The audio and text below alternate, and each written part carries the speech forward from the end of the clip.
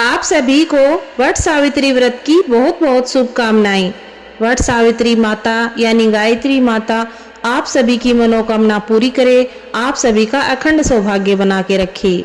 आज हम जानेंगे वट सावित्री व्रत की पूरी पूजा विधि। संपूर्ण पूजा विधि जानने के लिए वीडियो को पूरा देखिए।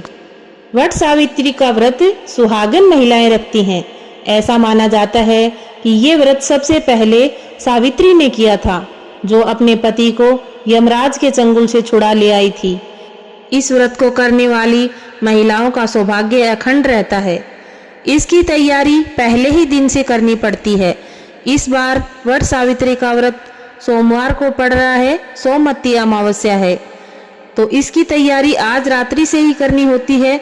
सभी सुहागन महिलाएं आज रात्रि को सोते समय अपने नाखूनों में मेहंदी जरूर लगाएं। हथेलियों में सुंदर सुंदर मेहंदी रचाकर ये व्रत किया जाता है। और इसी के साथ काले चने आज रात्रि को ही भिगो कर रख दें। वट सावित्री के व्रत की जो कथा सुनी जाती है वो काले चने हाथ में लेकर सुनी जाती है। तो हमेशा याद रखें कि सोते समय ये दो काम करने जरूरी हैं। वट सावित्री का व्रत अखंड सौभाग्य के लिए किया जाता है, तो इसके लिए महिलाओं को सुबह सूर्योदय से पहले उठना चाहिए। सूर्योदय से पहले उठ के अपने घर की साफ सफाई से निवृत्त होकर स्नानादि करना चाहिए। स्नान करने के बाद वट की पूजा की जाती है। वट यानी कि बड़ का पेड़, बड़ के पेड़ के नीचे इसकी पूजा करी जाती है।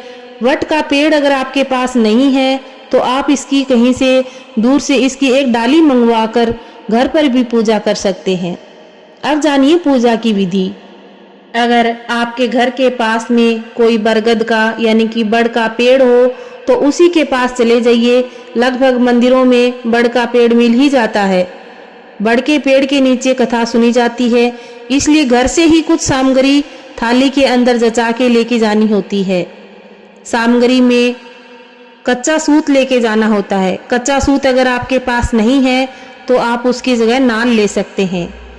और उसके बाद चोपड़ा, पानी की घंटी और उसी के अंदर कच्चे चने, रात को भिगोए हुए काले चने, उनको बिना उबाले बिना बॉईल किए हुए थाली के अंदर रख के लेके जाने हैं। उसी के अंदर गुड़ की डली, और अगर आप पहली बार ये व्रत कर रहे हैं तो सुहाग की सारी सामग्री। सुहाग के लिए व्रत किया जाता है तो एक साड़ी के अंदर सारी सुहाग की सामान रखकर उसके ऊपर ये कहानी सुनी जाती है। फिर ये साड़ी आप किसी महिला को दे सकते हैं जो आपसे बड़ी हो, अपनी सास को दे सकते हैं, पंडिताइन को दे सकते हैं, या फिर अपनी कोई बुआ सास कोई भी ना हो तो आप अपनी ननद को दे सकते हैं। साड़ी के अंदर सारे सुहाग की सामग्री रहती है और उसके ऊपर एक ब्लाउज का पीस भी रहता है। ये सब चीज़ें घर से इकट्ठा करके जब हम कहानी सुनने के लिए जाते हैं तब वहाँ लेके जाते हैं। और कुछ लोगों के यहाँ अलग अलग रिवाज होती है, तो कुछ लोग घर से हलवा बना के लेके जाते हैं, कुछ लोगों के यहाँ पूड़ा बनाने का विधान रहता है। आटे की कोई भी एक सामग्री लेके जाते हैं। हलवा बना लीजिए, पूड़ा बना लीजिए। ये दोनों ही नहीं बना पा रहे हैं तो पतासे ले आइए, मार्केट से पतासे लेके जाइए। कुछ भी एक ऐसा मिष्ठान उस थाली के अंदर हम घर से लेके जाते हैं। और दक्षिणा घर से जरूर लेकर जाइए, 5, 10, 51, 100 आप अपनी श्रद्धा के अनुसार। पूजा भक्ति में जो भी कमी रह जाती है वह दक्षिणा से ही पूरी होती है, तो थाली के अंदर घर से दक्षिणा जरूर लेकर जाएं। अब हम जानते हैं कि पूजा कैसे करनी है। सारी सामग्री हमने थाली में भर ली है। स्नान आदि करके स्वच्छ कपड़े पहनकर हम जाएंगे बड़ के पेड़ के नीचे। अगर आपके आसपास या मंदिर में कोई बड़ का पेड़ नहीं है तो बड़ की एक टहनी अपने घर पे ला सकते हैं। उसको किसी मिट्टी के पात्र में वहाँ पे रख के उसके अंदर ही सारी पूजा कर सकते हैं। लेकिन अगर आपके आसपास बड़ का पेड़ है तो बहुत ही अच्छी बात है, आप उसके नीचे चले जाइए। सबसे पहले वहाँ थोड़ी सी सफाई करिए, पत्ते वगैरह हैं उनको हटा दीजिए और पानी का छींटा लगाकर उसको उस जगह को शुद्ध कर लीजिए। अब सबसे पहले हम बड़ के अंदर थोड़ा सा पानी सींचेंगे। पानी सींचने के बाद थोड़े से छींटे आसपास भी उसके लगा देते हैं, बाकी सारी जगह शुद्ध करने के लिए।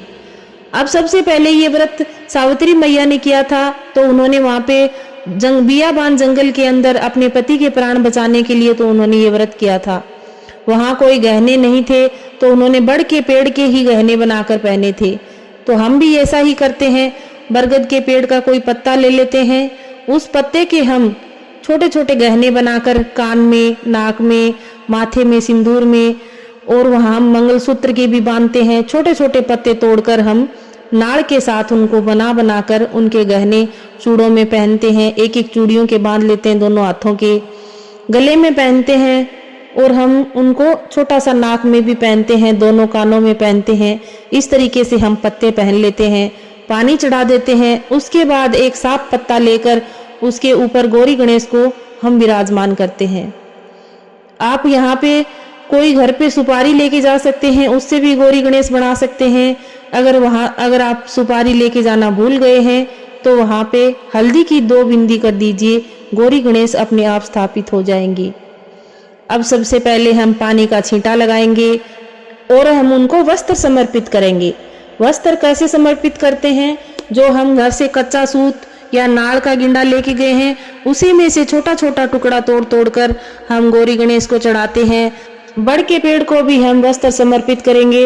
वस्त्र में हम घर से कोई पीला वस्त्र भी लेकर जा सकते हैं, जनेऊ भी लेकर जा सकते हैं। जनेऊ और पीला वस्त्र यदि दोनों ही नहीं है तो हमें वहाँ पे बड़ के पेड़ को कच्चा सूत चढ़ाना चाहिए। कच्चा सूत चढ़ाने के बाद हम वहाँ पे नाड़ यानी कि मोड़ी जरूर चढ़ानी हमको। वस्त्र समर्पित करने के बाद अब हम तिलक करेंगे। गौरी गणेश जी को, बड़ को, सभी देव देवताओं के नाम का हम तिलक करेंगे। और ये सारी पूजा शुरू करने से पहले खुद के तिलक करना भी बहुत जरूरी है। सुहागन महिलाएं जब भी कोई शुभ काम करती हैं तो पूजा पाठ करने से पहले स्वयं को तिलक लगाना बहुत जरूरी होता है। तो तिलक लगाकर ही हमें ये सारी पूजा करनी है। तिलक आप हल्दी से भी कर सकते हैं और रोली से भी कर सकते हैं। ये सुहागन महिलाओं का व्रत है, तो हम रोली से सभी देव देवताओं को, बड़ को तिलक करेंगे और उसके बाद हम फूल समर्पित करेंगे। जो भी फूल आप घर से लेके गए हैं, अगर आपके पास पीले रंग के फूल हैं तो आप वो जरूर समर्पित करिए। अगर पीले रंग के नहीं हैं तो आप लाल रंग के फूल भी चढ़ा सकते हैं। उसके बाद हम घी का दीपक लगाएंगे। घी का दीपक को भी हम तिलक करेंगे, उसके भी नाल चढ़ाएंगे। उसके अंदर 1 या 2 चावल के दाने जरूर डाल देंगे। इसके बाद हम भोग समर्पित करेंगे। जो भी हम घर से भोग लेके आए हैं, हलवा है, पूड़े हैं, अगर ये दोनों ही नहीं है तो घर से पतासे लेके आए हैं, वो हम यहाँ पे बड़ के नीचे सभी देव देवताओं को समर्पित करेंगे। इसी के साथ हम जो भी घर से फल फ्रूट लेके आए हैं, केला है, आम है, तरबूज, खरबूजा, जो भी ऋतु फल आप घर से लेके आए हैं वो आप बड़ के पेड़ के नीचे समर्पित कर दीजिए। और ये वट सावित्री का व्रत हमेशा गर्मियों में आता है, तो वट वृक्ष के नीचे हम एक बांस का पंखा, जो पुराने टाइम में हम हवा डालने के लिए रखते थे, वो लेके जाते हैं। पहले हम वट वृक्ष को हवा करते हैं, फिर हम वो पंखा वहीं पे समर्पित कर देते हैं। इसके बाद हम सावित्री मैया के लिए साड़ी चढ़ाएंगे। जो भी हम घर से लेके गए हैं साड़ी, सुहाग का सामान, वो सारा हम सावित्री मैया के लिए चढ़ा देंगे। अगर आप पहली बार व्रत कर रहे हैं तो साड़ी चढ़ाइए। अगर आप रेगुलर व्रत कर रहे हैं तो आप सिर्फ सुहाग का सामान ले जा सकते हैं और वो वहाँ पर वट वृक्ष के नीचे समर्पित कर दीजिए। अब हम भीगे हुए चने चढ़ाएंगे। जो चने हम घर से लेके गए हैं वो चने हम यहाँ पे वट वृक्ष के नीचे चढ़ाएंगे। इसी चनों से हमें व्रत खोलना होता है और यही चने हमें चढ़ाने होते हैं। इसके बाद हम दक्षिणा चढ़ाएंगे। दक्षिणा चढ़ाना बहुत जरूरी है। पूजा में जो भी कमी रह जाती है, भूल चूक हो जाती है, वो दक्षिणा से पूरी हो जाती है। दक्षिणा चढ़ाने के बाद हाथ में काले चने लेकर हम सावित्री मैया की कथा सुनते हैं। कथा आपको अगली वीडियो में मिल जाएगी। अगर आपको ये सारी जानकारी अच्छी लग रही है तो चैनल को फटाफट से सब्सक्राइब कर लीजिए, ताकि आपके पास कथा वाली वीडियो भी तुरंत ही मिल जाए। अब हम हाथ में काले चने लेकर कथा सुनेंगे। कथा पूरी होने के बाद वो जो हाथ वाले चने हैं वो बड़ के पेड़ के नीचे चढ़ा देंगे और वहाँ पे जो हमने दीपक जला के रखा है उसी से हम आरती करेंगे। पहले गणेश जी की आरती करेंगे, फिर वहाँ पे हम गौरी गणेश की आरती करेंगे। ये सभी आरतियाँ करने के बाद हम सुहाग लेंगे। सुहाग कैसे लिया जाता है? सुहाग हमारे पास जो भी वहाँ पे पंडिताइन हो उनको हम दक्षिणा देकर उनके पैर छुएंगे, उनसे हम आशीर्वाद मांगेंगे। फिर अपने घर पे आकर अपनी सास, ननंद जो भी हमसे बड़े हैं उनको हम कुछ दक्षिणा देकर, साड़ी आदि देकर हम उनके पैर छुएंगे और हम उनसे सुहाग की आशीष लेंगे।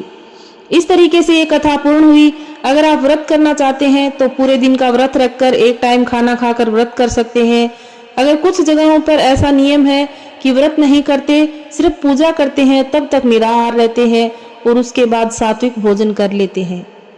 आपको ये सारी जानकारियां अच्छी लगी होंगी। अच्छी लगी हैं तो अपने परिवार में और अपनी बहनों और अपनी ननदों को शेयर कर दीजिए ताकि वो भी वट सावित्री का व्रत पूरे विधि विधान से कर सकें। एक बार फिर से आप सभी को वट सावित्री व्रत की बहुत बहुत शुभकामनाएं। सावित्री मैया आप सभी का अखंड सौभाग्य बनाकर रखे, मेरी यही मैया से प्रार्थना है। सभी को राम राम, जय श्री राम।